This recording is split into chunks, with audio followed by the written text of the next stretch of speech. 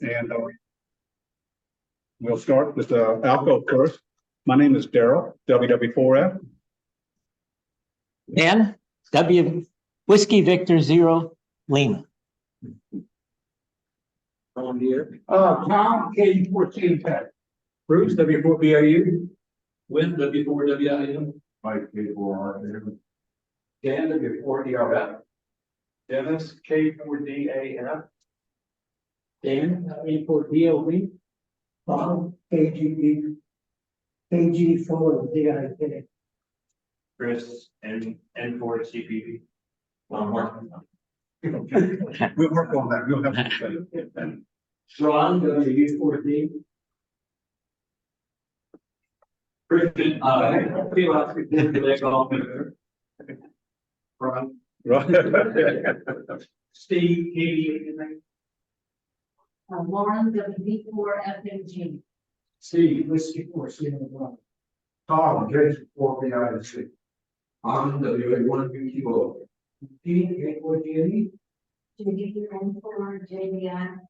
WK4LSD. Can you see who's on Zoom? Zoom. Read out the both signs that are on Zoom. We have David K04RNT, John K5HTZ, John NQ4A, Patrick Bowen. I don't remember what his call sign is. He doesn't have it here. Ah, okay. David KM4LPK, another David K04VEM, Dwayne KK4JNN, Jim W4PKR,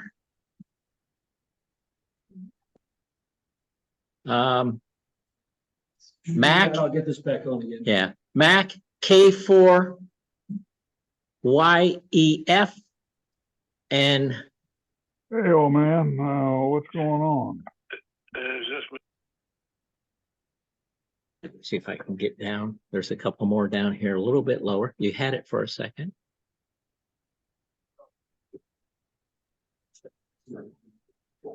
Okay. And that's all that have their call signs on. Okay, thank you. And we'll read these out. And welcome, again, welcome to all of those joining us. Yeah, you're in.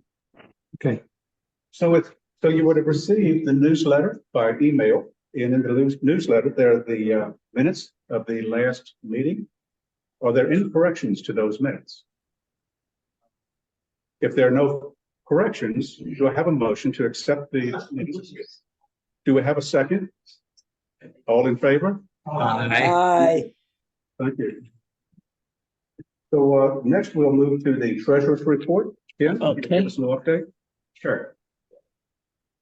Okay, we started the month with $20,484.91. We had FCC classes, that was $98 came in. We had dues of $770 that came in, so $868 came in. And then almost everybody who signed up for the classes, we refund money to them, so that was $88 that went out.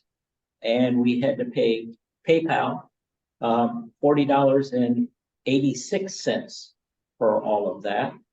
The other is the websites.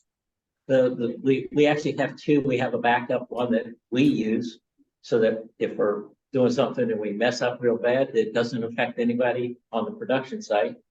That's $42.88 a year, so we paid that. The backup domain name we pay separately. That's $13.16. So that was a grand total going out of $184.90. So we ended up with $21,168 and a penny. Just in case anybody says, well, what about the production name? It's not due until February 24th. So that's when that comes up. So we have 6 new members. So let me run through these. Terry A. Couplet. who is a general. Oh, call sign. N4CEM. CFM, C, and for CFM. oh, CF, okay. I circled what class he was and it went to the main. Okay, Stephen Walker, who's an extra, KB8MAN. Christopher Boone, N4CBPB, excuse me, who's in advance.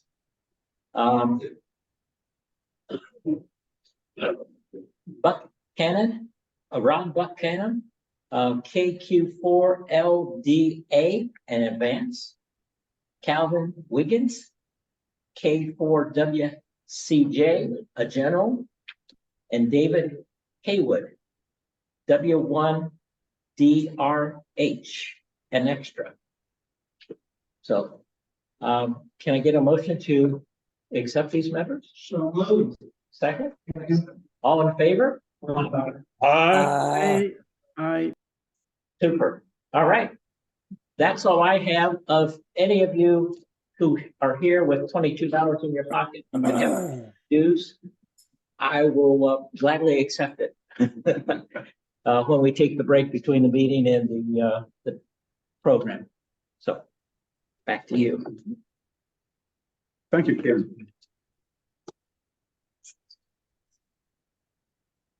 Do we have any updates regarding the schools? Yeah. Okay. Come on up. For reasons that we have no idea, we have very few signups for the schools. We got ones and twos. The one exception is the brand new class that Ronnie and Lauren are doing, which is Radio Sport and Contesting 101, which is going to be the 21st. We have at least 4, and we maybe do we have any more than that yet? No, 4 But right now. So we got 4, and this is going to be kind of interesting because that gives them a chance to see, you ought to see in a new class how things flow. So in the spring, we need to get more on it. Dan's going to goad me so we get the publicity out there. Don't know why the fall, had some speculation, but really don't know why the turnout, the sign up is unusual. What's unusual is tech almost always makes it. And the fact that we only got 2 people signed up for tech is just amazing. I don't understand what's going on. So, The other thing we changed was the dates. We now know all the dates. oh yeah, we have all the dates, and one of these times they're going to settle down long enough. Yeah. So we actually figured out all the dates coming up. So right now we know when the spring classes are actually going to start and everything. We're gonna So put that. we'll put it out on the when we did the fall classes, we were a little late getting the actual start date. Oh, when we did the fall classes, we were a little late in getting the actual start date on the website. But as I say, now we can do the spring ones. We have that all calculated out as to when they're all going to start. And we use a very sophisticated system to calculate that. We go to Hemvention, then we know the week before that is when Larry does it. I mean, when the RARC group does their tests, and then we back up however many weeks we need to for the start of the class. So it's a very sophisticated algorithm, and we have. Are you going to copyright it? Anyway, that's what we are. Good. Thank you, Bruce. So is there any old business that we need to cover? Any old business? How about new business? Any new business items? WPKR has some traffic for the net, if you will. Okay, go ahead. Hey, everyone. Jim, W4PKR here. I'm the amateur radio coordinator for the 2023 Richmond Marathon, which is November the 11th. I still need 6 people. I have 4 water stops, and they just added a medical tent. So I need some experienced people. If you've never operated an event, I could put you on a water stop, but for the medical tent, I need experienced people. If you're interested, get in touch with me via w4pkr@arrl.net. That's Whiskey 4 Papa Kilo Romeo at arrl.net. Tell me your name, obviously your call sign, your previous experience, if you have any, operating at events, what mobile and portable equipment you have. And also, it may sound funny, but I need your shirt and vest size. We'll be wearing reflective vests from the race management company. We get to keep the shirts, but not the vests. With that said, I think that's it. I really need people. Spread the word, and hope to see you there. And back to net control. Thank you, Jim. Appreciate everything you're doing, and thank you for bringing that to our attention this evening. Any other announcements? Is there an update on the D-Star repeater? Yeah, we've got there's a little article in the newsletter about the new D-Star repeater we put up 2 weeks ago. The VHF module seems to be working better than our old one. We have extended coverage in areas that I never could hit it before. They seem to be working great. The UHF is the opposite situation. It is not hearing very well at all. And HRO was kind enough, who we bought them from, rather than make me go through the ICOM, warranty and tech support hassle. I talked to ICOM and they said, "Oh, we don't know. You can send it back to us and we'll take a look." And I'm like, this thing's brand new out of the box. I think it should work better than this. How about we get a new one? Oh, you'll have to talk to your dealer about that. And bless his heart, Steve Gilmore at HRO in Woodbridge said, I will ship you a new UHF unit. It came yesterday afternoon and I didn't have time to get it installed today. And I'm going to be traveling a bit starting tomorrow. So, but we have everything we need. I think this is hopefully going to solve the problem. There's no explanation why we would have lost coverage because everything else has worked, very well for 15 years. And the new repeater should work at least as well as the old one, not worse than the old one. So we got a new one and we'll swap it out in a couple of weeks and we'll get it going. But everything's working and we've got some pictures in the newsletter of our esteemed president and Mr. Mike here, who's done every D-Star installation since the first day. I think we got it going, and we'll let you know hopefully in a couple of weeks when the UHF is working. But if you haven't played with D-Star, you don't even have to have a lot of fancy stuff. There's a lot of equipment out there that'll do D-Star now. So let me know if I can help you with D-Star. Thank you, Wes. Appreciate that update and everything you've done to get that new station to repeater going. The remote station, I want to thank everybody that came out to help us get the remote station. We'll start bringing the remote station back online here at the church. We were able to get the base and the pole that's over the gym. We got that up, but we ran into something with the bulkhead connectors. We need to get long extended bulkhead connectors after they reroute that area around the hatch.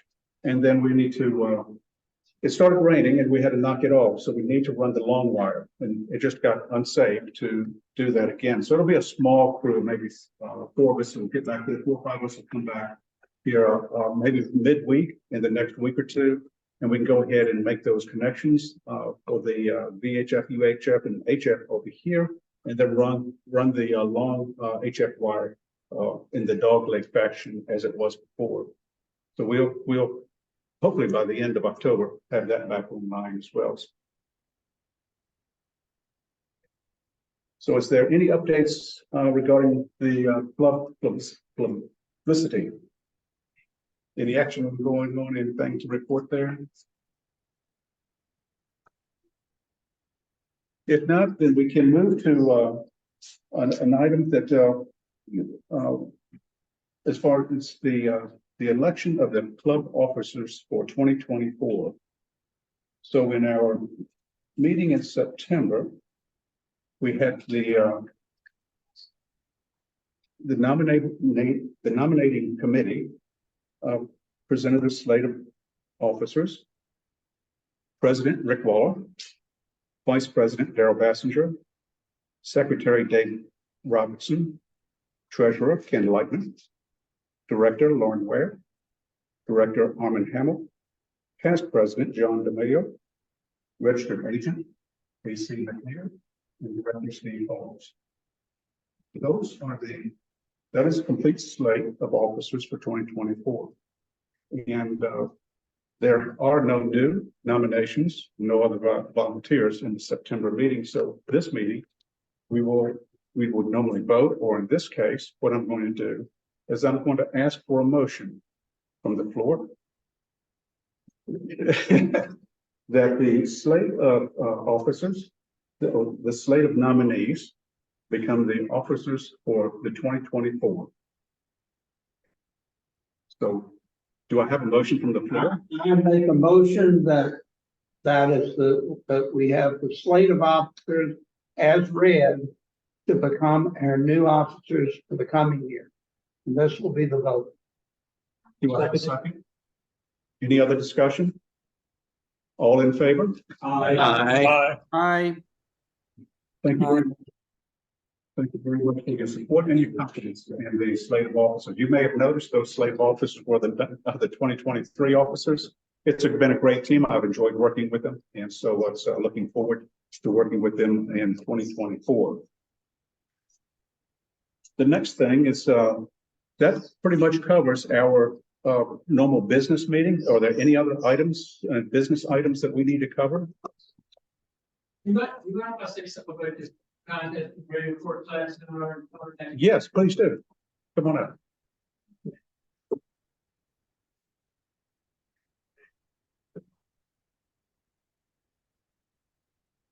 I just want to give it a shameless plug, but anyway.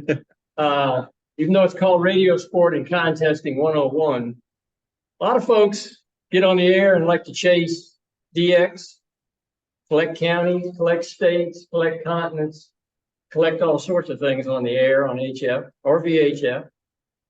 And contesting offers a good opportunity because those people from all those different areas get on the air and contest. And it gives you the chance to get on there and find some of those things that you might want for some of your awards or just your collection or whatever however you do it. You don't have to be in the contest. You don't have to be submitting scores. You don't have to be running contest software. You can log on a piece of paper if you want to. You know, you're just collecting your contacts towards whatever you want to. And that's what the first part of our class is going to cover. Just how, you know, you get in there and you go like, well, what kind of report do they want? And you're kind of, you know, they're running 90 miles an hour and you're running 5 miles an hour. And it's like, I don't know whether I want to jump in on this and try to figure this out or not. Well, let me tell you something. They need your contact because they're trying to score as many points as possible. So they're happy to work you. But they need the correct report in order for it to count for them. So part of the class is to teach how you find out ahead of time what kind of report you need to give that person. Last weekend, California QSO party was on. All 58 counties were on the air in California. If you were collecting counties, last weekend was a good time to clear out all of California. So that's the kind of things that it offers. So the first part of our class is going to concentrate on that. You know, you don't have to be a contester.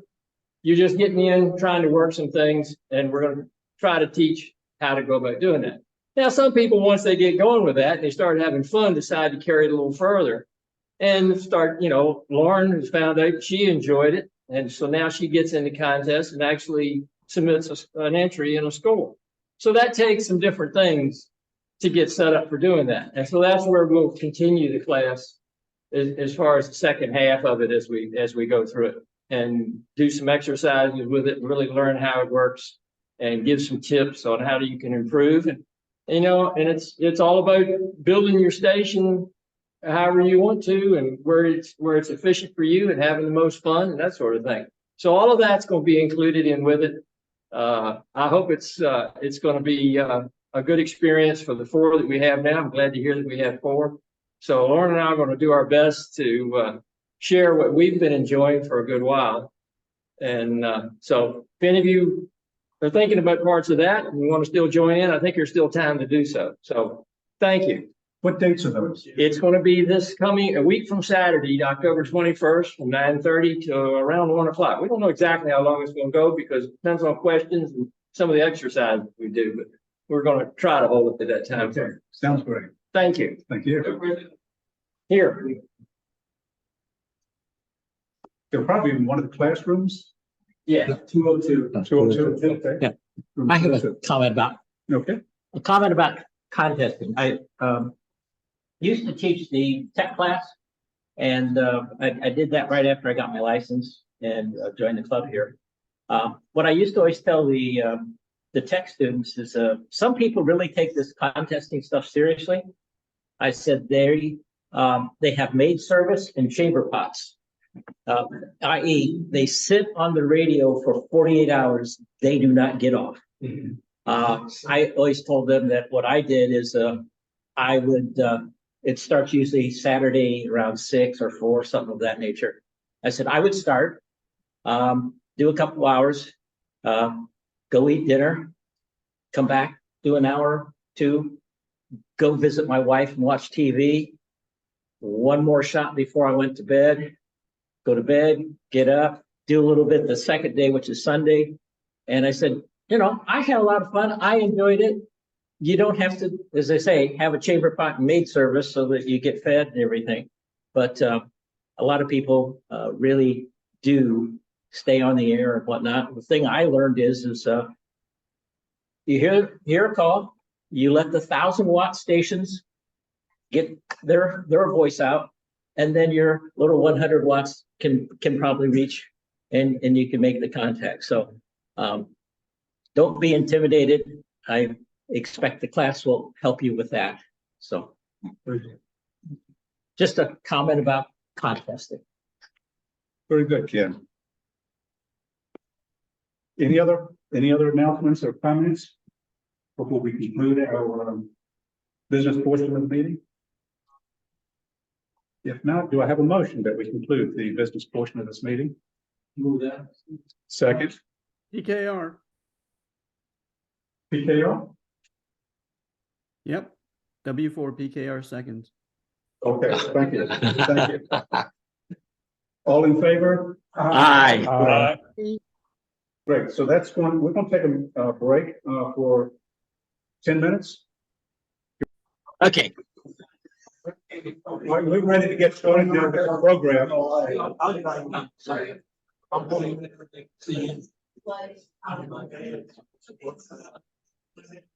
Bruce? All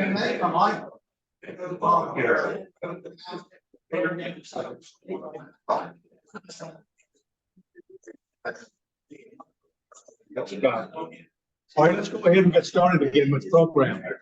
Bruce has got an excellent program for us tonight. I'm really interested in seeing this little SBR radio. You can see all the features and the new design, the new technology of the sBitX. So could I get everybody's attention? We'd like to start with the program. We'd like to start, Steve. Can you have a seat, please? All right, thank you. All right, let's see if we can zoom this thing in here a little bit. There is a zoom on this thing. There we go. All right. I'll hand it over to Bruce now. All right, so this radio, you can see here, you can see its size. This is a sBitX, and those of you in the room can look at it more further. As usual, you can't. You try to do a live demo, and so this thing is designed to hook up to a TV set. So I'm going to hook it up to this so you can see it, and it works fine at home. Doesn't work here. So that's the way it goes. Anyway, knowing that was going to happen, I got some slides. Well, let me show you this at first. So let's see what you can see. Let's see if we can. All right, let me zoom in a little bit more.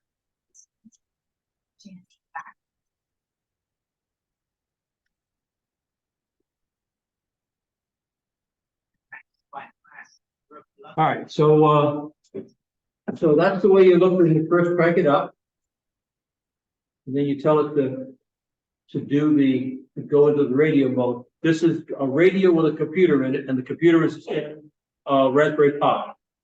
So it comes up like this. He's changing this a little bit. Here we go.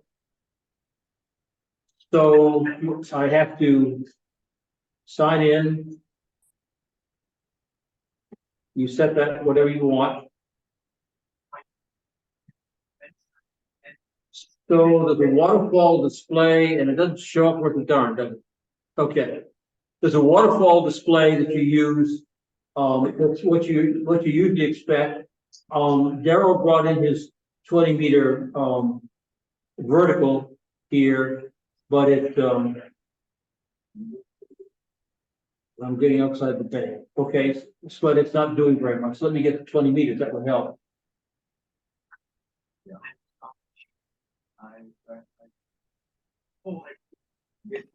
So there's 20 meters. And you dial it like you do any other radio.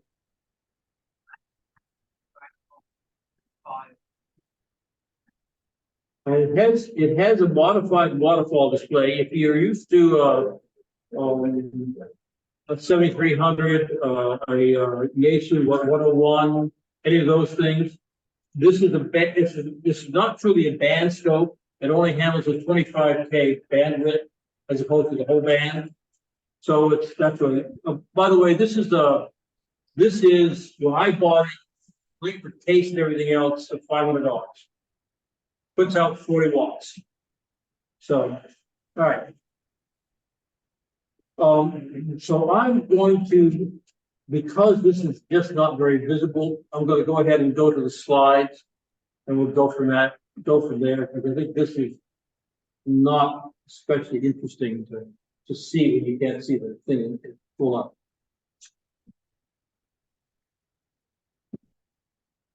And let's see, it's sBitX presentation. Oh, they're individual pictures? No, you find one that is if you go for the most recent, you find it very. Yeah, we can do either the PDF or we can do the actual. Go to the one below it. Okay.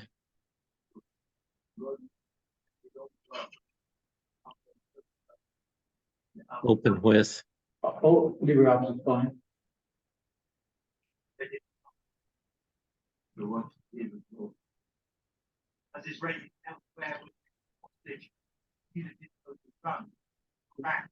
Okay, we'll start that and we'll go from there. Yeah, I don't think we're sharing that though.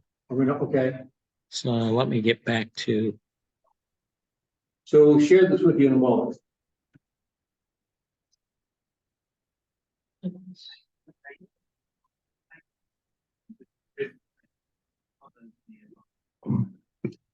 And then at the top, you can start the slide.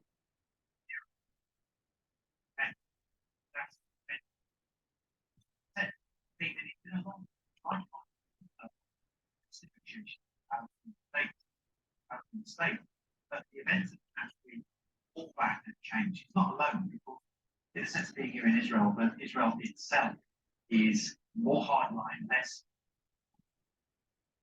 Have your chance. Thank you. The national breaking news continues. We get an incredible story of what Matthew and I are seeing every day.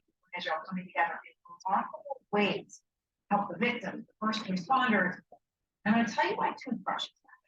Plus, we are also following the breaking news out of Washington. Republicans choosing Jim Jordan as their nominee for House Leader, but guess what? Doesn't have a vote.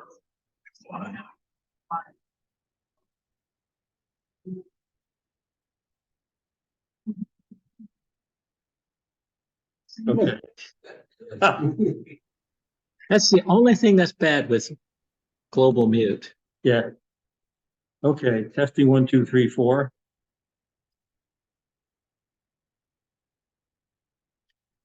Always great fun to get back to what you're trying to do. Anyway, you in the room while he gets that going can kind of see the size of it. It's quite small. And I'll show you some pictures of the inside. He built it so it didn't require a fan. So it's very quiet.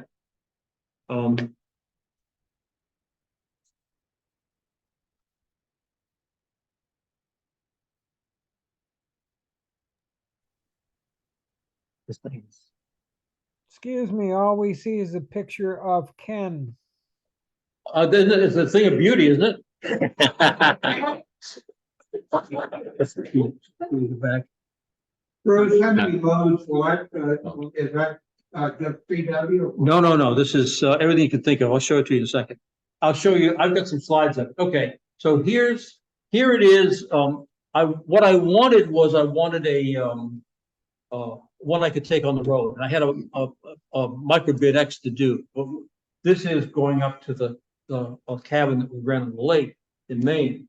So this had several things going for it. One is it's nice and small and compact.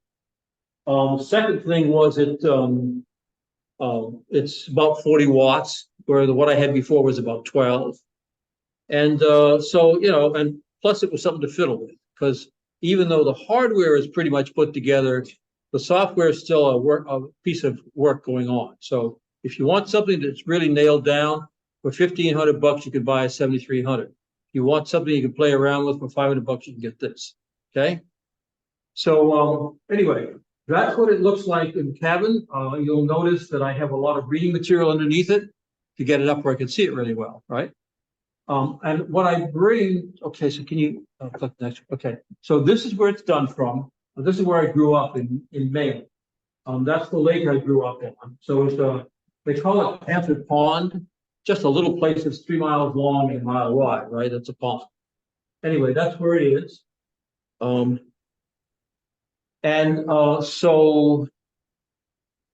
what you'll see in the bottom down there is you can see in the blow up down the bottom is where I grew up, and one cove north is where we go on vacation. Can you pull it back down again? Yeah. So I grew up on Fire Lane 59, okay, and I'm renting a place on Fire Lane 61. Now, when they went to E911, they said, "Oh no, you got to give these things names." They wasn't good enough for Fire Lane 59, so now it's called Gold Red. But anyway, I grew up in Fire Lane 59, and right there, and you can see that section of that goes out there. It's called Betty's Neck, and it's named after Betty, so that's where he got his name. Okay. So that's a layout of the lake.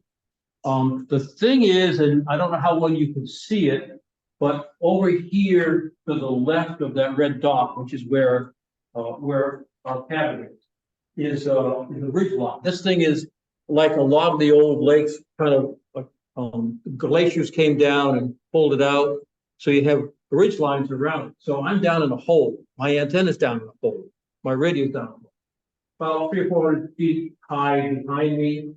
But across the lake to the north and east, you got a pretty good shot. And you'll see that when I talk about what I got to hold it. Okay. Give me another shot here. So there's the QTH on the left. That's taken from the lake looking up to it. And what you'll see off of the left of the QTH, you see a piece of a tree there. You can see it better on the one on the right. So that's the tree that I put an NFED up in. I have an NFED ZEP up in there. Comes down, you can see just above the window there, the balance, for the 9-to-1 balance. And then the coax comes in the window, and there's a counterpoise that comes off that, it goes up behind it. So that's the rig. All right, give me another shot. So, and that's the dramatic setup that I have for it.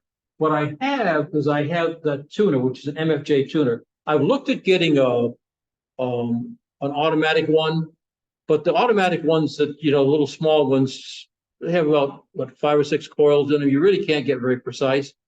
And I found what I do, I also bring an antenna analyzer. So once I get up, I put the antenna analyzer on it, and I check my bands kind of top and bottom and figure out what settings I need on a tuner down below. These knobs for each one, I build myself a table. So when I switch bands, I just go blink, blink, blink, blink, and I'm ready for that band. Nothing when I go with that one. So, you know, it's almost easier than anything. I like the automatic tuner I have in my home QTH, but that's no big problem. It also has a set of meters on it, so that's good. Runoff batteries, can you back up a bit? Runs off batteries. And what you'll notice is that it has, I have a keyboard and I have a mouse, okay? Because this is the computer. What it's got is a Raspberry Pi. And if you haven't messed with a Raspberry Pi, I'll pass this one around. But the Raspberry Pi and this one's slightly different, but this is what it looks like. So, and that's the same thing that was used in the one that Daryl showed. Daryl's was more of a kit you build yourself, and it is 500 watts, so it's a much more bigger, more sophisticated one than this. Anyway, so that's kind of like, okay, you want to hit the next one? So that's the view from the shack, which ain't bad. I don't make a lot of contacts because the canoe and the sailboat and the swim platform is kind of calling to. Right. All right, so I cranked it up, and took me a little while to kind of get some good things going. Some of the settings weren't quite right. There's a very nice help group called, some of you may use Groups.io. There's one for Groups.io for sBitX stuff. And so I went out there to see why was I not getting much of a signal out. And they said, okay, well, you got a couple settings here, you need to load down the latest one. So I did. So the first contact I made was the main potato net. Okay. Now you may not know this, but Kennebec potatoes are very popular by McDonald's and such for making French fries. So the main potato net, like a lot of nets, they're a bunch of guys who all get together, and they not so crazy about intruders coming in. So, but I checked in anyway, and they were kind of okay. Well, yeah, it's all right. Yeah, signal's kind of weak, but yeah, we're getting you okay. And welcome, and I'll give you a SPUD number. So I now have a SPUD number. So I'm all set. If I can get back to them with my SPUD number. The one that was really interesting was the next day down the bottom is a guy in Sweden. Okay. And I checked what I was putting out. I was putting out 25 watts. Now, if you look at that antenna array, you can see that he's doing the heavy lifting, but nevertheless, 25 watts to Sweden, I thought was pretty nice. So I mean, got a decent reach given what I'm running. So that was fun, because my 12 water, which I used to carry with me, you really can't. It really wasn't enough to get much of anywhere. The one group net that I'd like to get into is called the Seagull net, which is 5 o'clock every afternoon. But for some reason, I didn't hear them at all, so I don't know what's going on with that. Okay, give me the next shot. Okay, so a little bit about the sBitX. These are the three that preceded what you see in this one. Farhan, Asher Farhan is an Indian electrical engineer in Heng. Okay, and he lives in, is it Hasselblad? What's the name of it? You remember? Anyway, in India, and his objective was to develop some transceivers that people living in poorer countries could afford. Hams living in poor, I mean, they really couldn't do HF. It was just too expensive. So he started coming out with a series of them. The first one really made it kind of like a product of this sBitX 20. He ended up getting a whole bunch of people from all over the world involved, including some Americans and some Germans, everything else, to help develop this thing, come up with ideas. They came up with some ingenious designs. Some of them are very surprising. And they came up with the sBitX 20, which was largely you would buy the PCB board and populate it, that sort of thing. Then they came out, the next one they came out, and I never built one of those, but I built the sBitX 40 you see on the right. And one of the issues that he had, and most of the rest of us have, is they're doing all this stuff with surface mount. And surface mount you can do, but it's a heck of a job, particularly if you got lots of components very close. Your tweezers are going to be really nice. You got to really work in close. So he found a company in India that would do a pick and place wave solder, pretty inexpensive. So the only other problem he had was how to wind the toroids, and we all love to wind toroids. So, okay. Well, it turns out there are some women in India who do very precise embroidery, and they have kind of on again, off again work. He hired them to make all the toroids. They have the dexterity to do it. And he built up a rig. He's an electrical engineer, so he knows this stuff. He built up a rig that they could test the toroids on. And then they basically solder up the board. So you get the board fully populated. He actually does a quick RF test on. He has a little jig you can put it in.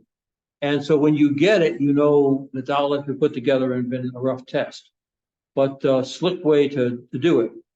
And so I can't remember how much the BitX 40 cost. It was $150, something like that.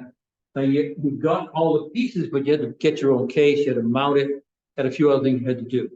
But that's what it worked.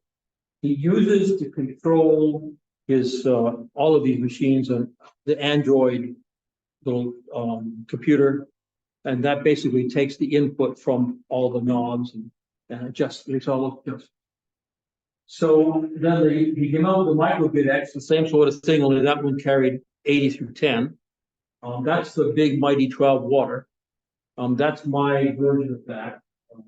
Page is not quite so pretty, but anyway. And it's gone all the way through version 6.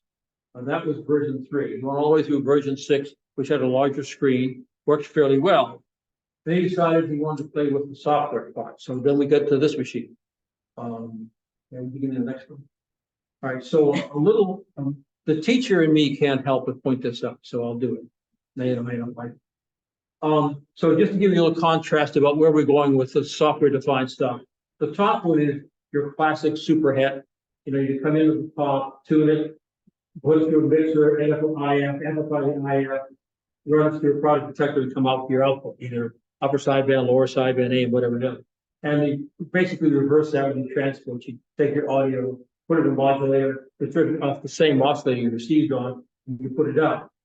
Okay, so the first round of video processing, and this is what you'll find in a lot of your Kenwoods, Yaesus, that sort of thing. In fact, most radios, except for 2 or 3 of them that come out with SDR, is they take it down to the IF, and then they convert it to digital, feed it to a DSP computer, some sort of computer, do all the rest of the filtering, try and get the noise out, all the stuff you want to square away.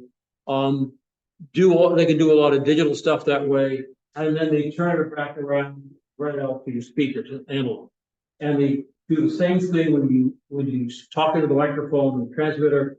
It goes into the computer. The computer constructs what the wave form should look like for upper sideband, lower sideband, AM, dual band, whatever.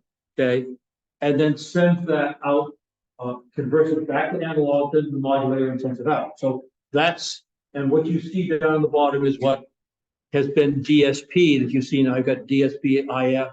A lot of people advertise that. That's how that works. Okay, we give me the next one. Okay, so this is the what's the title is the top of it. The title. Anyway, this is classic direct sampling SDR. So in this one, you don't do any IF, you don't do any oscillators, that sort of thing. You come in with a bandpass filter, you immediately convert it to digital, you run it through a computer. This has a field program gate array, which does the conversion from time domain to frequency domain, so the computer can calculate it. And then you go into a computer that does all the rest of the filtering, and then you go back out to audio, right? And there's usually a separate little computer of some sort to control the tuning and that sort of thing. And the transmitter basically works the opposite way. The first one of these I installed was a Kachina. Did any of you have a Kachina or know one of those? Trying to think of the guy here in town who had it. He's an SK. The older I get, the more the brain disappears. But anyway, Paul Watts had one. And it's basically what you got is all of the filter you see here, and then you ran it through a PC, a Windows PC. And later on, Flex came out with one that had the same thing. You had all of the radio stuff, and you went into your PC. And you know how Windows like to do updates and change things? Can you imagine having that rig set up that way? Flex finally said, can't stand this anymore. They decided, they came out with one with a built-in computer because they were being driven crazy by consumer PCs.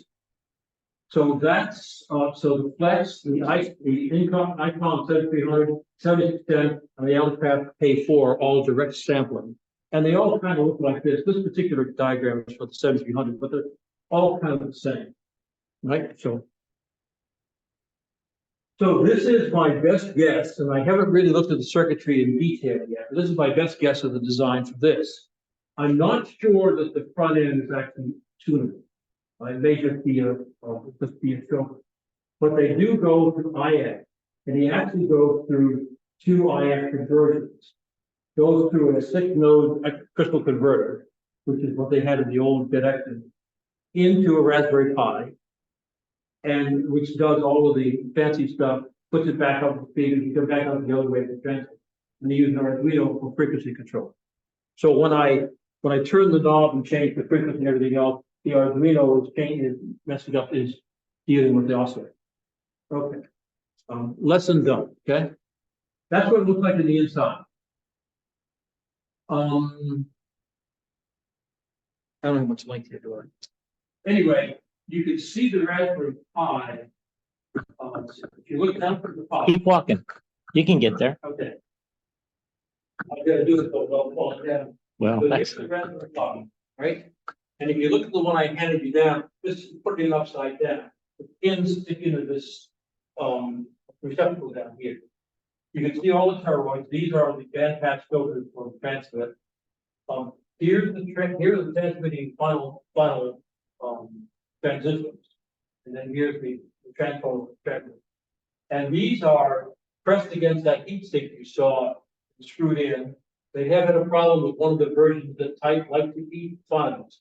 So John DeMeyer got his about a month after I got mine, and they sent his with some fixes in it. They sent a couple of spare files just in case. I have money. Here's the power supply here. I think this is the crystal filters here. I can't see that filter. Here's a real-time clock because it'll do PSK, it'll do MT8, the direct, so it has to have a real-time clock. These are the controls. This is the control for the display. This is the control itself. So that's what it looks like on the inside. I'm going to get down, fall down, I hope. All right, here we go. So that's what it looks like on the inside. All right, you'll see here on this side, over here, you've got the USB connections. So it's a computer, right? So you got USB connections, you got a internet plug on it. Then on the top, you have the top of the Raspberry Pi, which has an HDMI connection to it. So you can plug that into the HDMI. I decided I wanted to do it with mine, so I use a larger screen. So I took the one to see it on the right over there, and I walked it, drilled through it, and I set them out the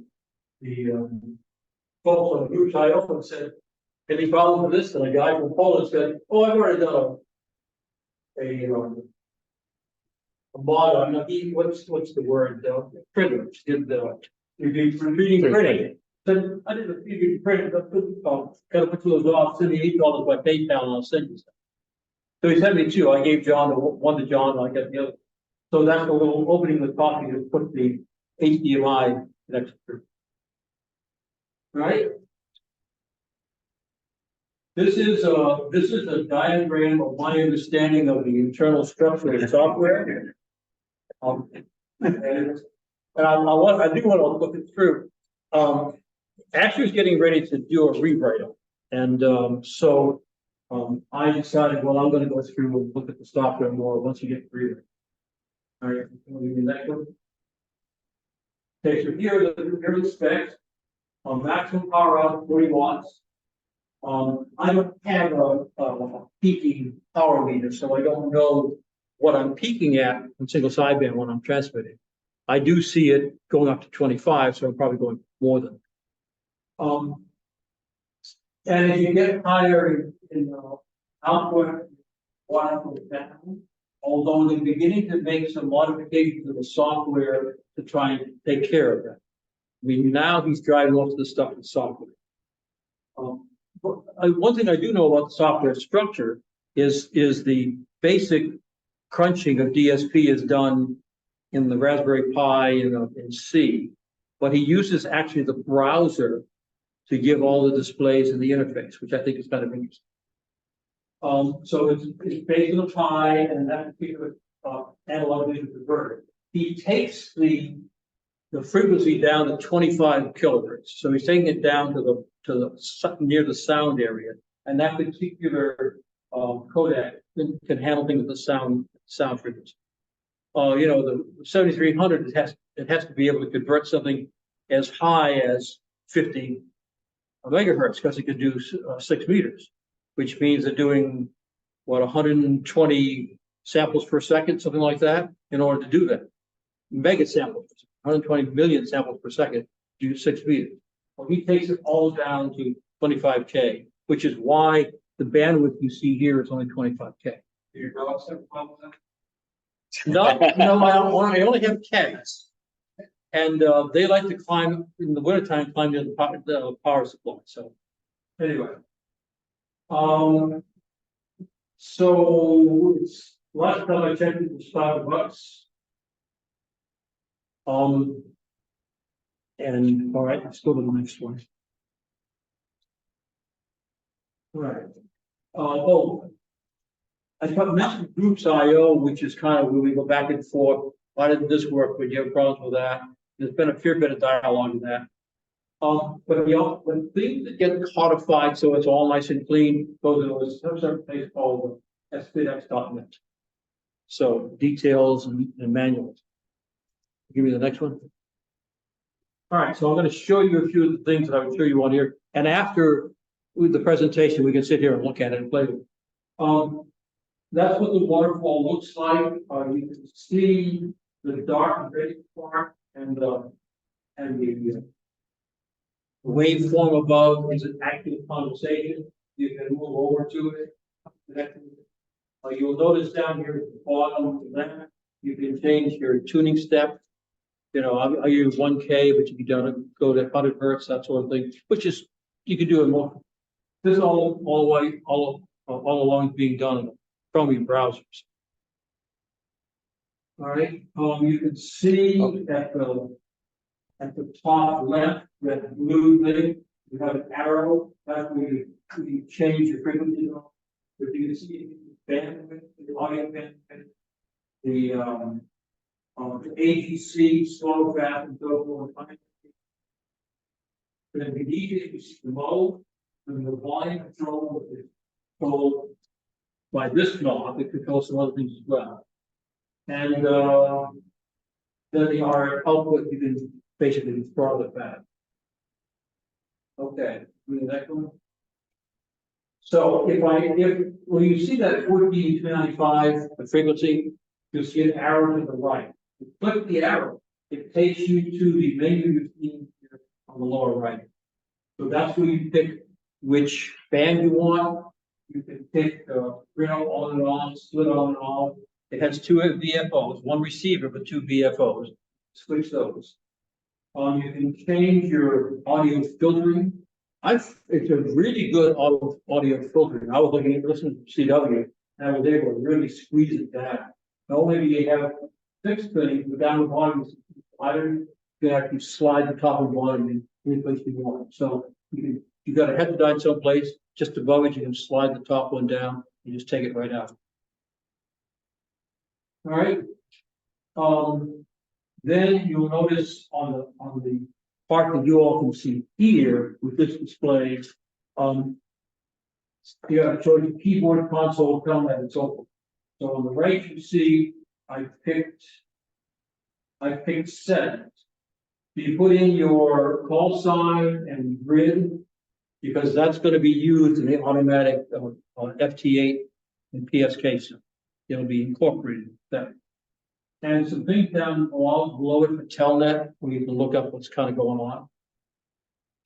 The next one.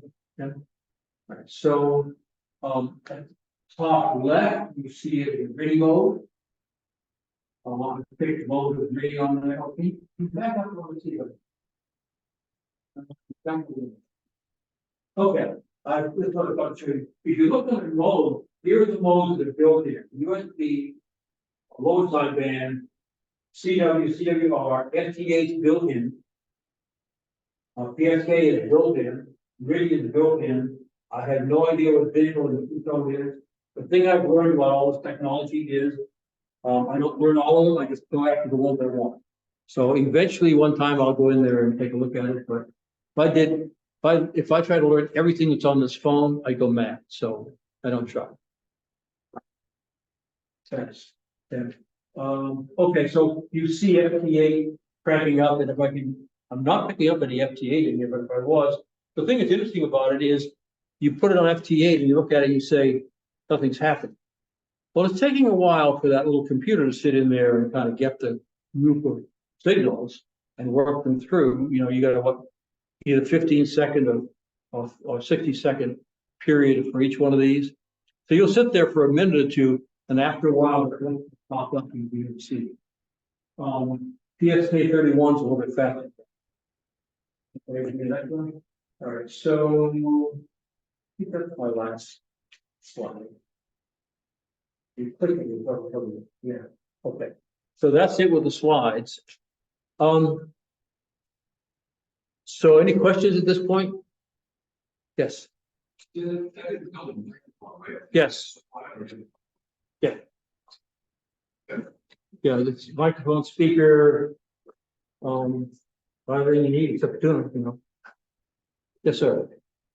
How much of that surface mount stuff did you get the solder and sell? Zero. Well, that's the thing that he did when he moved into particularly the sBitX 40. I mean, people were just struggling trying to get that done. You could do a few of those. I've done a few ICs that way, but you got these resistors that I've seen pencil tips that are bigger than those resistors. Yeah. So you got to try and get them in place. You've done some, Yeah.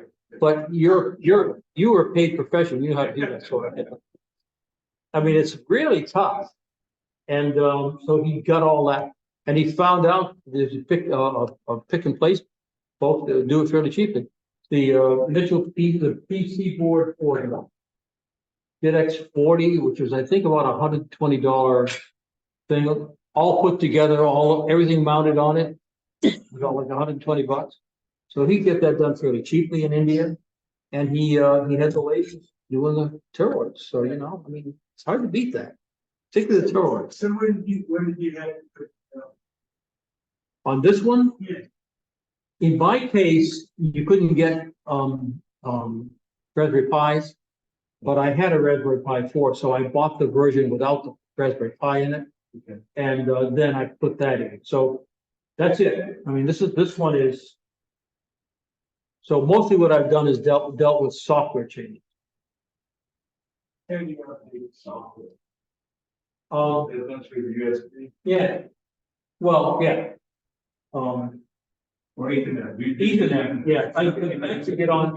Yeah. What I can show you when we get done showing the slide here is you guys can come up and I'll show you more closely. But it's a fully working computer. So I have a little, you know, I got a mouse. I can control.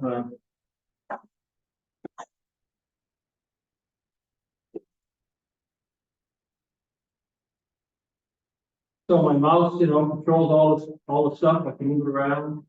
There's a little up and down thing I can put here, and I can go out to. I can go out to the computer itself. And I've got a fairly standard computer. I've got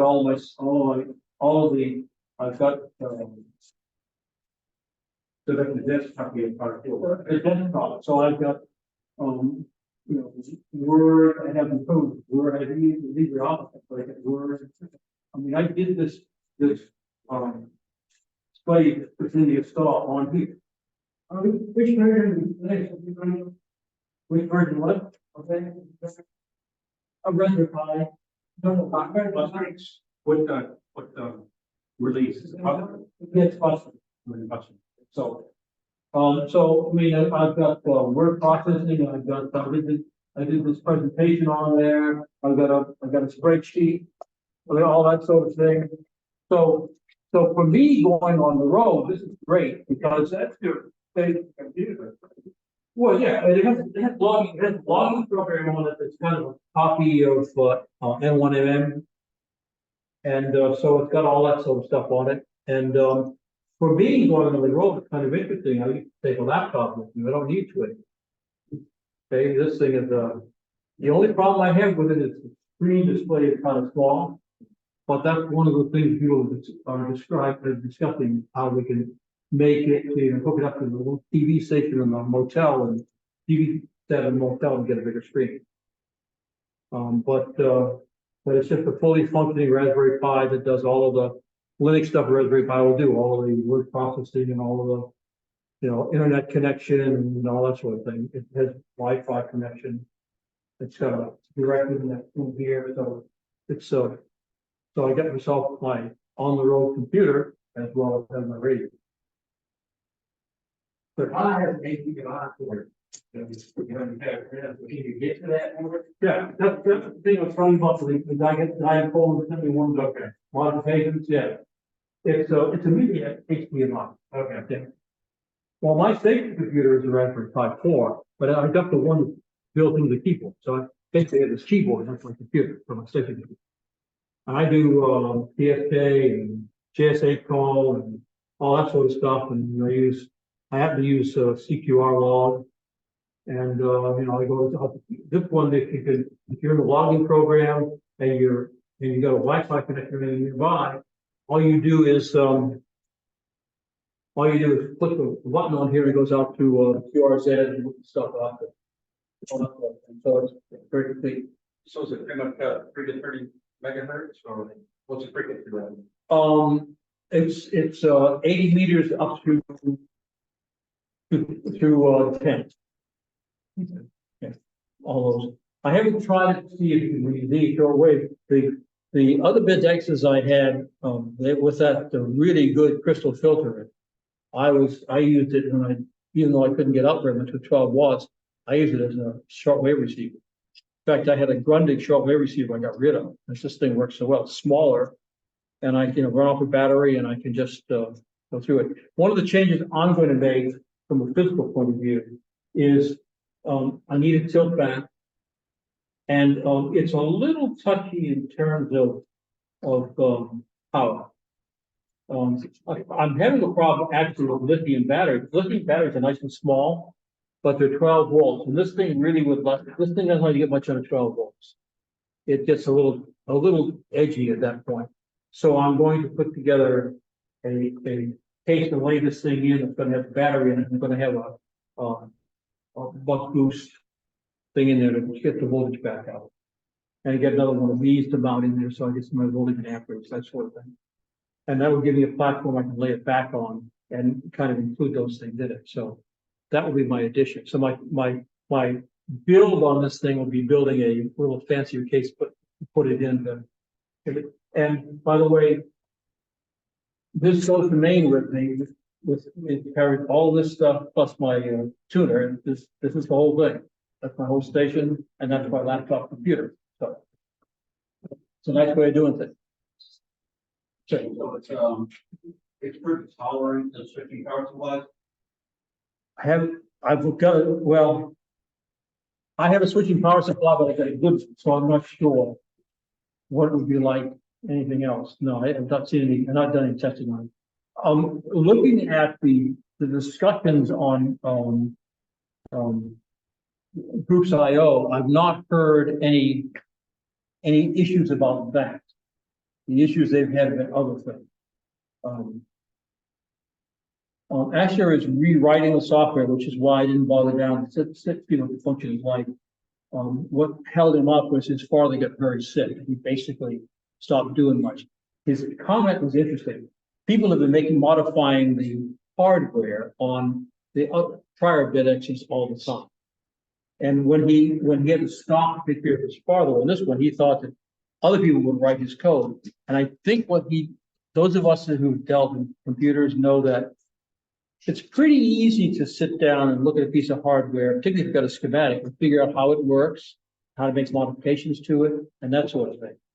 Software is this jumble of code, and if you don't document it, and very few programmers document it, you have a hell of a time working on somebody else's code. It's just terrible.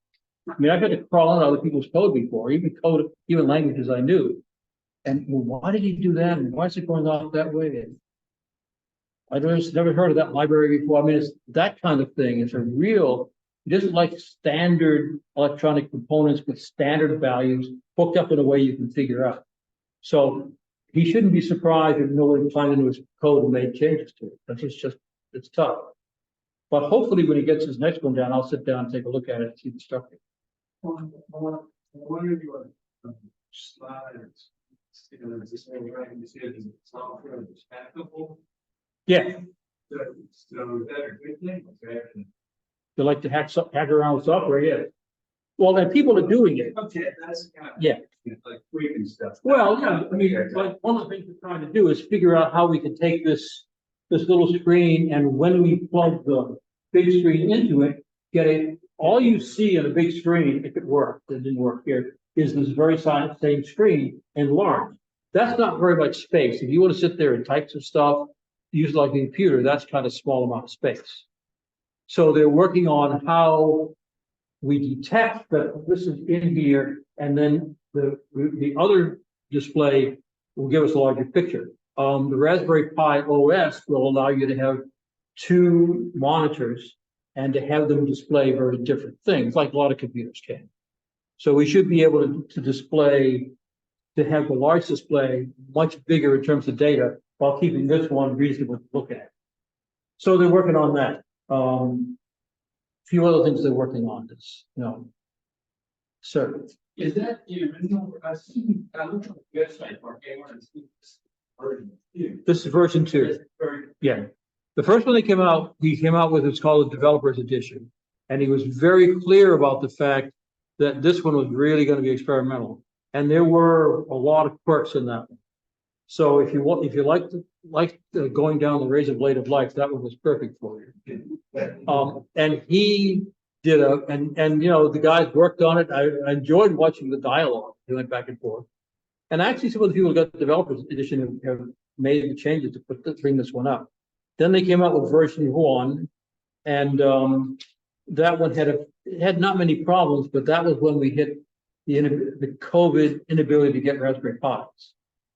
So until I get my hands on a Raspberry Pi 4, I didn't get this. So I got version 2 in May, last May, in time to go up to the lake.